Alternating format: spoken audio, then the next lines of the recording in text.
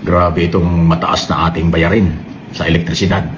Pero alam ba ninyo, meron palang batas na pinagtibay si dating Pangulong Duterte noong Mayo 2021 pa. Yung tinatawag na Republic Act 11552. Ano bang ibig sabihin nun? Extended Electricity.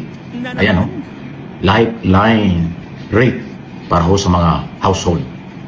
Natatagal hanggang 2051. So 50 taon ang sakop ng Republic Act 11552 na pinirmahan ni dating Pangulong Duterte. Ayan po ang dahilan kung bakit tumataas yung ating mga bayarin sa elektrisidad. Ipinapasa sa household yung mga nagagamit ng iba. Kita ang Meralco rito pero wala silang magawa kasi yung batas pinirmahan. Sino ngayon ang may kasalanan? Alam na ninyo kung ano ang problema. Naturingan kang broadcast journalist, tapos ganitong info ang pinapakalat mo sa tao without digging deeper. Basta may maisisi ka lang kay Duterte. Nag-check ka ba ng breakdown ng charges, Mike? Ano ba talaga ang RA 11552? Okay, simplihan natin para kay Mike. Ang RA 11552 o Lifeline Rate Subsidy ay tulong sa low-income consumers na mababa ang konsumo ng kuryente. Usually hanggang 100 kWh lang ang qualified at below 50 kWh, 100% libre na. Pang basic survival lang yan kumbaga. Ilaw, electric fan, phone charge. Kaya yung nag-viral sa social media na buti pa 4-piece, naka-aircon, libre kasi ang kuryente. Guys, misleading yun, ha? Hindi unlimited ang subsidy. Kapag lumampas ka sa allowed consumption na 100 kWh, balik ka sa regular rate. Abuso na yan, di ba? So ang epekto ng sinasabi mong RA 11552 around 1 to 3% lang ng total bill. So kung yan ang isisisi mo sa pagtaas ng kuryente, kalokohan yan. Alright? Ngayon, ano ang tunay na driver ng pagtaas? Ayon sa Meralco breakdown, ang generation charge ang nasa around 64% ng bill. Bayad natin sa power plants, halimbawa, Soal Power Station sa Pangasinan, isa sa malaking power plants sa Luzon. Imported ang coal na gamit nila. Karamihan galing Indonesia.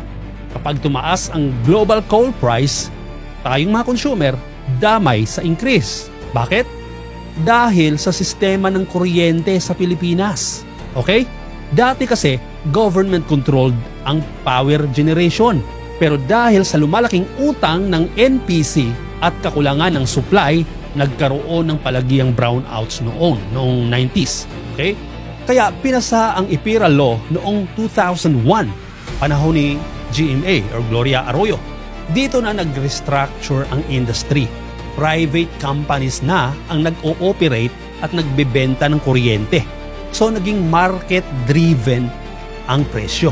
Ibig sabihin, apektado particularly ang generation charge sa global coal prices, fuel costs, at sa exchange rate, dollar versus peso. Dahil bibilhin sa dollar, tataas ang presyo nito pag humina ang piso. Okay, so yung ibang charges, distribution charge around 12%.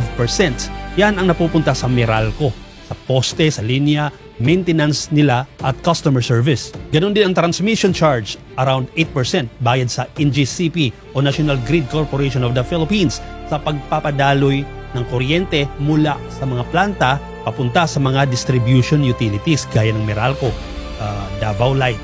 Yung system loss naman, around 5% kuryenteng nawawala, nasasayang at yung mga nanakaw sa mga illegal connections. Tapos meron ding other charges, around 11%. Suporta yan sa renewable energy. Tapos may universal charges, taxes, at kasama rin ang lifeline subsidy, ang RA 11552 na sinasabi mo, na maliit lang ang share. Ako, may issue ako sa system loss at iba pang pass-through charges na pinapasalo sa consumers. Pero mali na sabihing Republic Act 11552 na pinirmahan ni Duterte ang dahilan ng pagtaas ng kuryente. Mismong breakdown ng bill nagsasabi na you're misleading your viewers, okay? So kawawa naman ang mga napapaniwala mo, Mike Abe.